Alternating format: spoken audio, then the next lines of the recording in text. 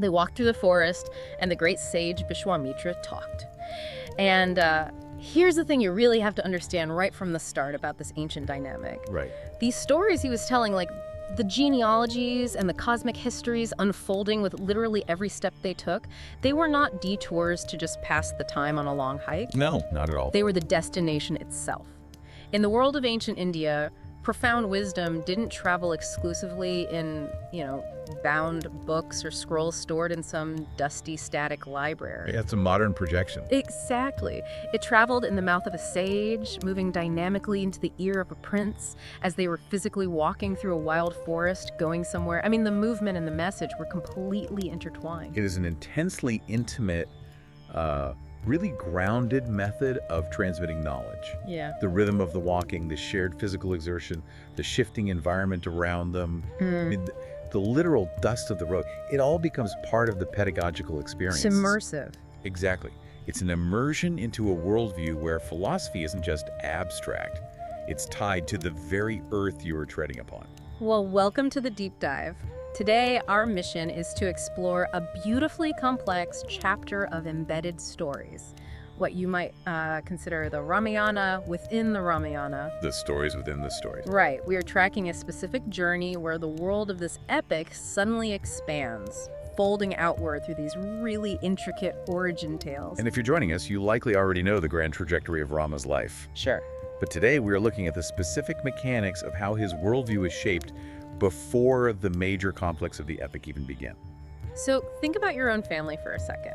Do you know your grandparents' stories? Do you know the specific gritty struggles your parents navigated before you were even a thought in their minds? Most people don't, honestly. Right. And the Ramayana constantly interrupts its own main narrative thrust with these massive, sprawling backstories because it understands a fundamental, universal psychological truth. We absolutely cannot understand who someone is without understanding the precise context of where they came from. That is the core architecture of this entire sequence. Identity, in this Vedic context, is inextricably tied to lineage. Right. It's tied to geography and to the accumulated consequences of the choices made by our ancestors. To ground us in the specific moment, Prince Rama and his brother Lakshmana have just completed a high-stakes, highly dangerous mission at the Siddha ashram. That was brutal. They successfully protected the ascetic sages' sacred rituals from demonic interference. The violence is over, they did their duty. Right, the dust has settled. Exactly. Now the morning has come, a new day has dawned, and a completely new spiritual and heroic paradigm is about to be introduced. Guided by the radiant, immensely powerful sage Vishwamitra, they are preparing to leave the hermitage. Okay, let's unpack this. The transition from the violence of the ashram defense to this journey is, it's really a masterclass in narrative shifting. How so?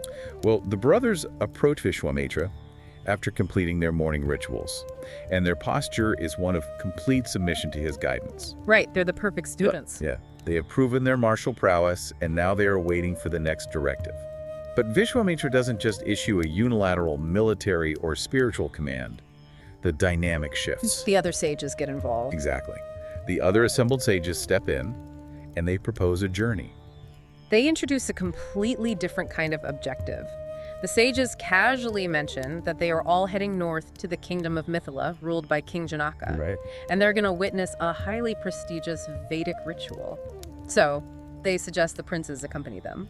But looking closely at the text, this isn't just a polite invitation to a religious ceremony. Well, not at all. They are setting a psychological trap. They are weaponizing Rama's warrior ego, his Kshatriya ego. That is a highly accurate way to frame it. The sages understand the socio-political realities of the time. They cannot simply order a royal prince of Ayodhya to go perform at the court of another sovereign king. Right, that would be a huge breach of protocol. It would violate diplomatic protocol and the autonomy of the royal house. Ugh. Instead, they engineer a scenario where Rama feels like he has to go of his own volition. If we connect this to the bigger picture, they're guiding him toward his ultimate destiny on the world stage. But they do it through enticement, not coercion. Right, they dangle the most irresistible divine bait ever conceived. So clever. It really is. They tell this young, immensely powerful warrior, oh hey, while we are there, you can take a look at this monumental divine gem of a bow. Just a casual glance. Right, just check it out. and they deliberately feed him the lore. This isn't just any weapon, this is the bow of Shiva himself. It was given to an erstwhile king of Mithila, Debarda, as a reward for a Vedic ritual. And it sits there, currently worshipped with sandalwood pastes, aloe scents, and incense, just completely unused. The psychological maneuvering is brilliant because it targets the core attributes of a warrior prince. Exactly. They explicitly tell Rama that this bow is so unimaginably heavy, so charged with divine energy, that no god, no divine musician, no demon, and absolutely no human being has ever been able to lift it to string it. Which is just waving a red flag in front of a bull. Completely. They mention that countless mighty kings and princes have approached it, full of curiosity and pride, and every single one has failed entirely. I mean, you don't invite a supreme warrior just to look at a pretty bow. You tell him it's impossible to lift because you want him to try and lift it. Naturally. If you tell a valiant, highly capable young prince who just effortlessly wiped out a demonic army that there is a weapon no entity in the cosmos has ever been able to string, aren't you basically daring him to try? You are issuing the ultimate challenge. It's a calculated test of his sovereignty. Man. It acts as a geopolitical and spiritual litmus test. The bow of Shiva isn't just a piece of wood and string. It is a manifestation of latent, destructive cosmic power. Right. To string it doesn't just require physical strength. It requires a consciousness perfectly aligned with cosmic order. The sages know Rama possesses this alignment. They are setting the stage for his public revelation, masking a world-altering event behind the guise of a sightseeing detour. And the departure from the Sita ashram itself is visually and philosophically striking. Oh, the imagery is beautiful. Vishwamitra, Rama, and Lakshmana depart, heading north toward the Himalayas and the river Ganga. Behind them are the other sages with a caravan of carts loaded with ritual paraphernalia. But the text does something much more subtle and profound here regarding the environment. Yes, the environment actively participates in their departure. The text notes that the local flora, fauna, and flocks of birds actually follow the sage out of the hermitage. It's wild! The natural world attempts to literally migrate with him. Which speaks to the mechanics of a sage's aura. We aren't just talking about a Disney-esque moment with animals whistling and helping them pack. No. This is about the physical environment reacting to a sovereign consciousness. Vishwamitra has achieved such a concentrated state of spiritual resonance through decades of brutal austerities that he has essentially altered his internal vibration. Yes. The creatures of the forest, operating on pure instinct and energy, feel drawn to that concentrated field of peace and power. They are magnetized to his aura.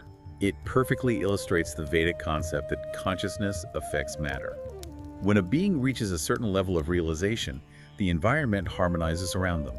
Wow. The animals want to remain within that harmonized field. But Vishwamitra's response is equally important. He doesn't allow them to abandon their natural Dharma. Right, he sends them back. Showing immense compassion and a deep understanding of cosmic order, he gently commands the birds and animals to return to their habitats. He acknowledges their devotion, but enforces the natural boundaries. He restores the ecosystem before moving on. It's a quiet demonstration of absolute authority over nature, completely devoid of ego. Exactly. So the caravan walks a massive distance, the sun finally dips into the west, and they set up camp on the banks of the river Sona. They perform their twilight rituals, and as night falls, the sages gather around Vishwamitra. Setting the scene perfectly. Right. And Rama, looking out at the beautifully wooded, deep waters of the river, asks a seemingly basic question that entirely shifts the narrative scale. He asks, what is this place? That single inquiry acts as a key turning a lock. I love that framing. Well, Vishwamitra does not provide a standard geographical coordinate. He doesn't just say, oh, we're at this latitude and longitude. Right, he doesn't pull out a map. He provides Rama with the geography of his own ancestry. He unpacks the historical and spiritual layering of the landscape, beginning the narrative of his own royal lineage, starting with the great dynasty of King Kusha. He traces his bloodline directly back to a cosmic origin. King Kusha, the text tells us, was essentially a mind-born creation of the god Brahma. Yes. He was an intensely righteous king who married a noble princess from Vidarbha, and together they produced 4 mighty sons: Kushamba, Kushanabha, Adhutarajasa, and Vasu. Kusha embodies the ideal synthesis of spiritual duty and temporal power. Meaning, he knew how to rule, but also how to pray. Exactly. Yeah. He understands the mandate of his class. Yeah. He instructs his 4 sons to go out into the world, establish their rulership, and manifest righteousness by actively protecting and nourishing their subjects. So they literally go build civilization. They do. The sons follow this mandate, expanding human civilization by founding 4 great cities. Kushamba builds Koshambi, Kushanava builds Mahodaya, Gatutarajasa builds Dharmaranya, and Vasu builds Dhruva. Right. And here is where Vishwamitra drops the contextual anchor. He looks at Rama and reveals that the very land they are camping on, the dirt beneath their feet, is Girivraja. This is the domain built by his ancestor, King Vasu. It forces Rama to radically recontextualize his surroundings. Vishwamitra gestures to the physical landscape. The 5 majestic mountain peaks standing high all around them, and the charming Magadi River, which is another name for the Sona, flowing through the valley like a garland. It's like walking through a modern city with someone who casually points out that their great-grandfather helped construct the buildings you're looking at. That's a perfect analogy. It changes the psychological weight of the journey entirely. It's one thing to walk through a beautiful forest, it's another to realize you are walking on the bones and the legacy of the man leading you. Yeah. The landscape ceases to be a passive backdrop. It transforms into an active participant, holding the energetic imprint of Vishwamitra's family history. The earth itself is acting as a witness to lineage. That is the crucial shift. The life value Rama is absorbing here is profound. Every person walking beside you carries a vast, invisible architecture of history. Right. Rama is looking at his guide, a man he currently relates to as an austere, forest-dwelling ascetic dressed in tree bark, and realizing this man's roots are woven into the literal mountains and rivers they are traversing. He is the descendant of empire builders. And Vishwamitra narrows the focus to the second son of Kusha, a king named Kushanaba. Kushanaba had a union with a celestial nymph named Gritachi, resulting in 100 daughters of unparalleled beauty. 100 daughters. 100. And here's where the text introduces a severe metaphysical conflict. The vivid imagery used to describe these 100 princesses is intentional. They are described in the flush of youth, radiant, looking like a 100-streak lightning storm amidst the clouds when they play in the parklands. Just glowing. Exactly.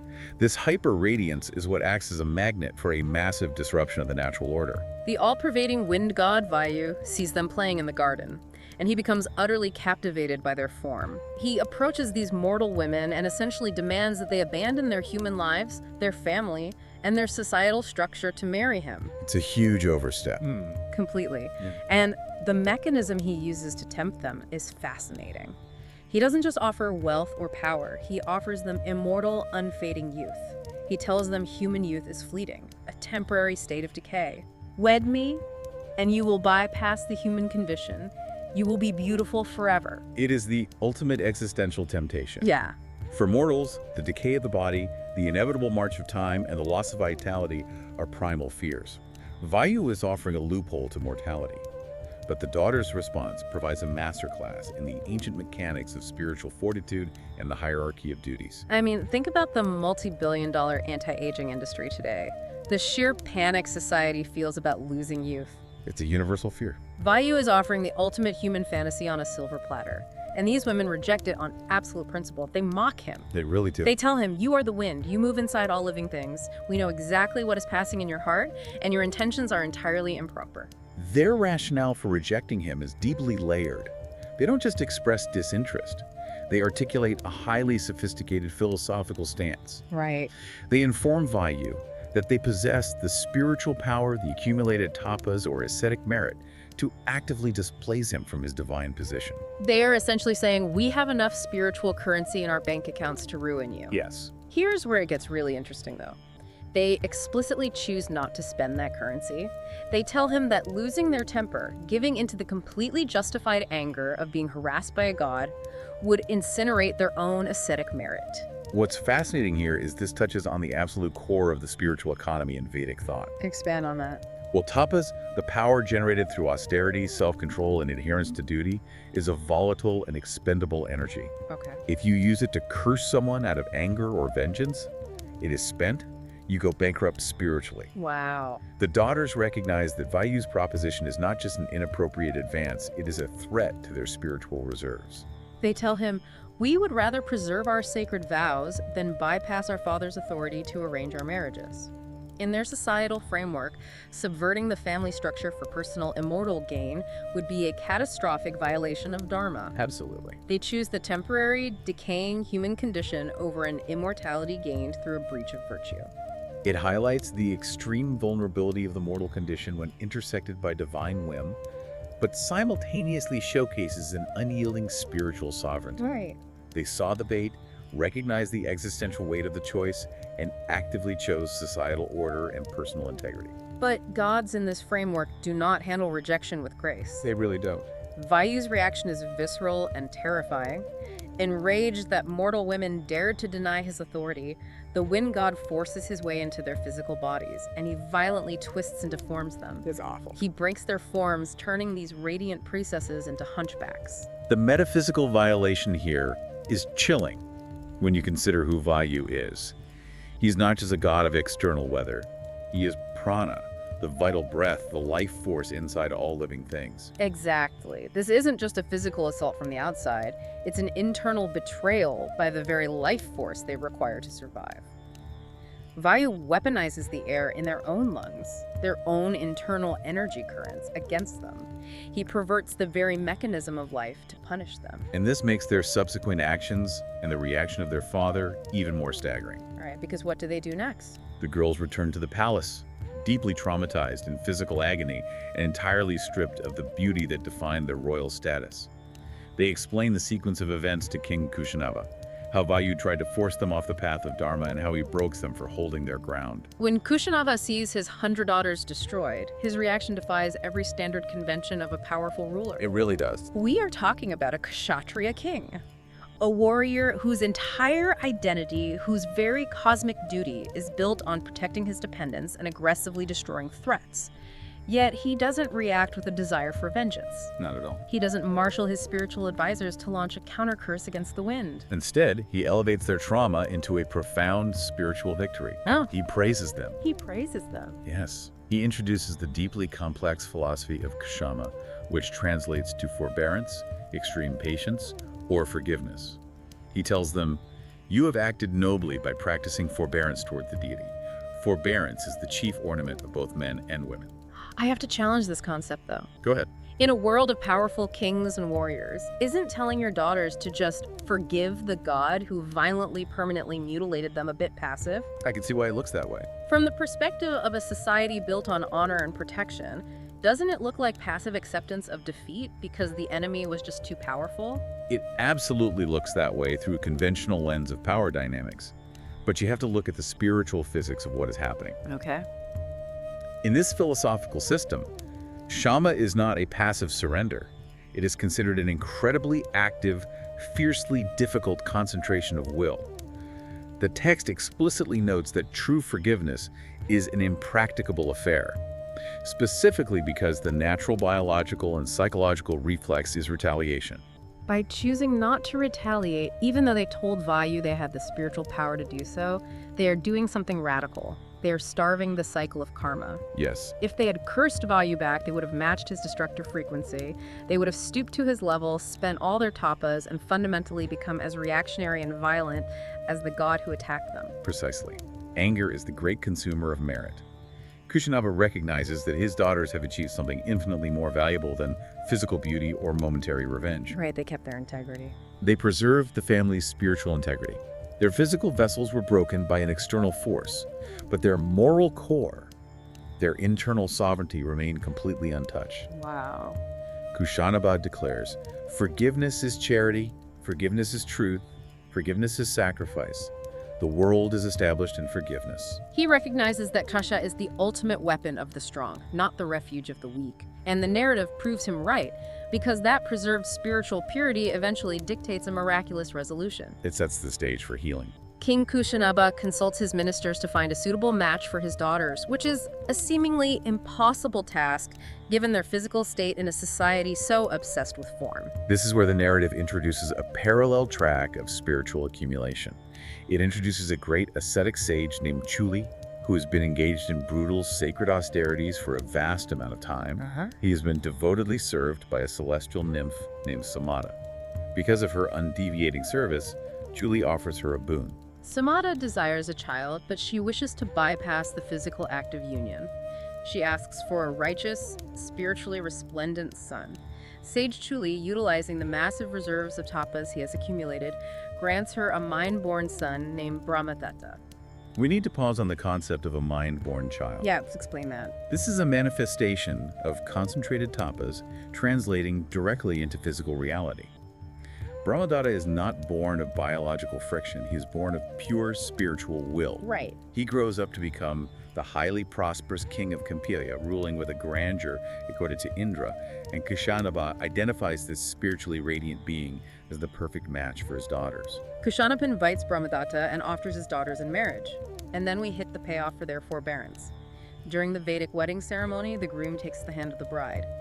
The moment King Brahmadatta's hand touches theirs, every single princess is instantly freed from her deformity. It's instant. The physical affliction, the desperate, localized chaos caused by the wind god's anger, vanishes completely upon contact with a being born of pure spiritual merit. They are restored to their original, breathtaking state. It fundamentally changes how we view cause and effect in this epic. Blessings and curses, trauma and healing travel in strange, non-linear ways across generations. They do. If those daughters had cursed the wind god in a fit of justified rage, their spiritual merit would have vanished. They likely would have remained broken, trapped in a cycle of bitterness.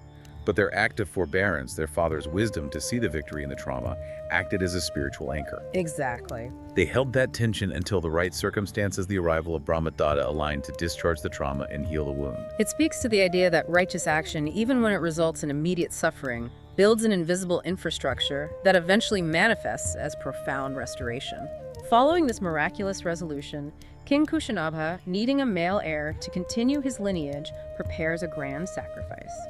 During this intense ritual, his father, King Kusha, who had long since ascended to a higher realm, manifests and promises him a highly virtuous son named Gadi. Right, to secure the family's immortal renown. Exactly.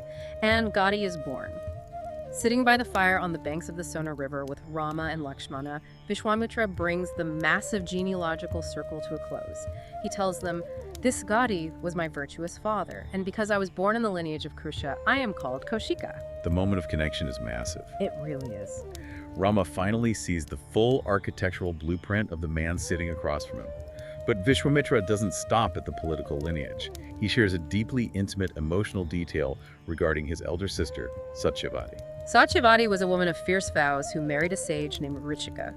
When her husband passed, her devotion was so absolute that she ascended to heaven in her bodily form. But driven by an immense generosity and a desire to actively bless the physical world, she chose to return to earth. She manifested as a sacred, beautifully flowing river, the river Kaushiki. She literally transforms her state of being to yield benefit for the world, taking shelter in the Himalayas. And Vishwamitra admits something incredibly touching to Rama. What's that? He says, "I dwell on the banks of the Kaushiki River near the Himalayas, purely out of love for my sister." He explains that he only left her side temporarily to complete his vow at the Sita ashram, the very vow Rama just helped him fulfill. Consider the stark contrast here. Vishwamitra is a terrifyingly powerful sage. He possesses the power to command the environment, to challenge gods, to literally create new constellations if he chooses. Right. Yet, he bases his permanent residence entirely on his affection for his older sister. The cosmic and the deeply personal are completely intertwined. It beautifully links the physical environment to familial love. For Vishwamitra, the rivers they cross aren't just geological features, they are literal ancestors. They are family members continuing their Dharma of nourishing the world. And it presents Rama with a stunning reality regarding transformation. Yes, the mechanics of Vishwamitra's own life are the unspoken lesson here. We have just traced an immense family tree of powerful Kshatriyas, warrior kings, rulers, city builders like Kusha, Kushanava, and Gadi. All kings. Yet from this intensely royal, politically aggressive lineage comes Vishwamitra, a man who sits before Rama as a Brahminic ascetic. It proved that lineage is the starting point, not the prison. Right. In a rigidly structured ancient cosmos, where your inherent nature, your varna, dictates your entire function in reality, Vishwamitra broke the system. Through sheer reality-bending willpower and brutal austerities, he forced the cosmos to accept a new identity. He rewrote his own code. He changed his own code from king to sage. He proves that you are shaped by your origins, but through sufficient tapas you are not bound by them. It is the ultimate lesson for Rama, a prince grappling with the immense weight of his own duty and destiny. As Vishwamitra concludes the history of his bloodline, he observes the physical shift in the world around them. Right. The night is passing. He notes that the night is far spent. He describes the motionless leaves of the trees, the silence of the beasts, and the darkness covering the earth. He points to the sky, brilliant with constellations acting like 1,000 eyes, and the cool moon dispelling the dark while the nocturnal world wakes up. The other sages gathered around the fire praise his story, honoring the righteous dynasty and the glory of the Kaushiki River.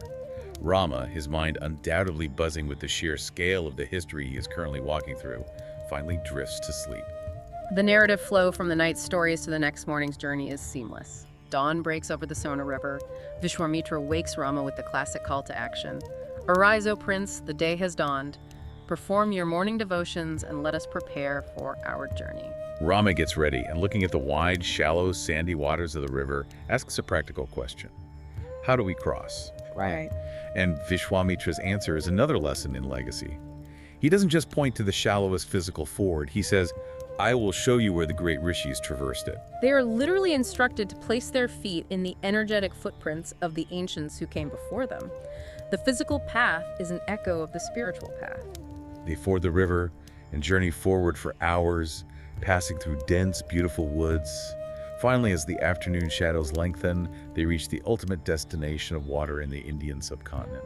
The holy river Ganges, the Jahnavi. Yes. The text describes it as teeming with swans and cranes. The psychological effect on the group is immediate. The princes and the sages are filled with absolute delight. The arrival at the Ganges requires a shift in ritual behavior. They make camp, but before resting, they bathe in the sacred waters, offering oblations, offerings of water and intention to their ancestors and the gods. Getting purified. Having purified themselves, they sit on the banks. And Rama, having just spent the previous night learning how a landscape hides human history, asks a massive, fundamentally cosmic question. He looks at the Ganges and asks, how does this sacred river traverse the three worlds and merge into the ocean? He wants to know the origin code of the Ganga. So, what does this all mean? Let's look at the mechanics of this question. Why is this specific inquiry the natural next step in Rama's education? Because Rama is intuitively scaling up his understanding. Vishwamitra's previous stories were focused on human lineage, mortal kings, and the friction between humans and localized deities. Okay. Now, standing before the Ganges, they are entering the realm of cosmic architecture. The river Rama is observing is not merely a geological phenomenon, it is a celestial entity. Wow. Vishwamitra is about to explain how the macrocosm, the very structure of heaven and earth, intersects physically with the mortal plane. Vishwamitra begins this cosmic expansion by introducing the great lord of the mountains, Himavat.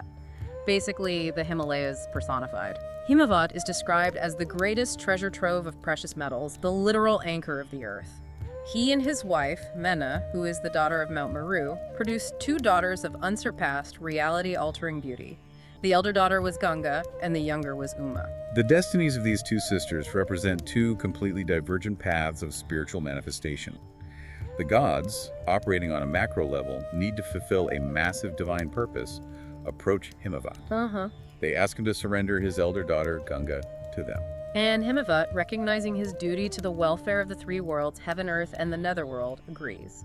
He allows the gods to take Ganga away to the celestial realms, where she transforms into the divine river Devaganga. A force whose waters possess the specific mechanism to destroy all sin and spiritual impurity. Meanwhile, the younger daughter, Uma, chooses a path of extreme internal friction. She does not ascend to heaven to serve a broad cosmic function. Instead, she remains and engages in fierce, rigorous asceticism. She builds her internal tapas to such an extreme degree that her spiritual wealth equals the supreme forces of the universe. Right.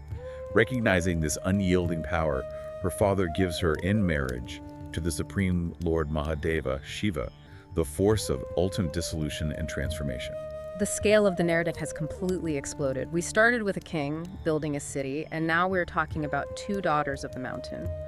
One becomes the great purifying river flowing through heaven. and the other becomes the consort of the destroyer god himself. It's massive. The very fabric of the universe is being mapped out for Rama as he sits on the riverbank. And Vishwamitra pauses his initial introduction right there. He establishes that Ganga is currently residing in the upper realms as a divine river, but Rama is sitting right next to her on the physical earth. Exactly. The grand mystery, the catastrophic mechanics of how a celestial river was brought down to the mortal plane hangs in the air. Which means Vishwamitra is just setting the stage for one of the most intense, multi-generational epics within the epic. We have to wrap up our analysis for today's deep dive, but the Ramayana has demonstrated a profound methodology today. It certainly has. It teaches us that true wisdom, true understanding of our place in the cosmos, isn't absorbed in isolation. It becomes intimate, it becomes integrated into our psyche through the stories we share while we are physically moving forward together. The landscape you traverse every day is holding memory. The people you interact with are the sum totals of lineages, choices, and silent endurances that explain why they act the way they do, why they are triggered by certain things, and what inherent strength they possess. Which brings me to a thought for you to consider as you go about your day. We talked extensively about the 100 Daughters and the radical active power of Kshama forbearance. Think about the concept of generational trauma today. The modern curses passed down through families' anger, addiction, reactionary violence. How does active forbearance, the conscious choice to absorb a hit without retaliating, break those modern curses? That's a powerful question. Whose story do you not yet know that might change how you understand them? Who in your lineage absorbed a blow so that you didn't have to carry the damage? Because until you understand the invisible battles fought by those who came before you, you don't really know the stability of the ground you were standing on. Recognizing that active forbearance is a mechanism for future healing entirely changes how you view your own daily frictions. It changes everything. But as for the epic we are tracking, we left Ganga flowing up in the celestial realms, so what forced her down to the dirt and the dust of the mortal world? The story of the Ganga, how a heavenly river came to earth to save 60,000 souls, is about to unfold. It is one of the most extraordinary tales in the entire Ramayana, and it begins with a king whose pride exceeded his wisdom.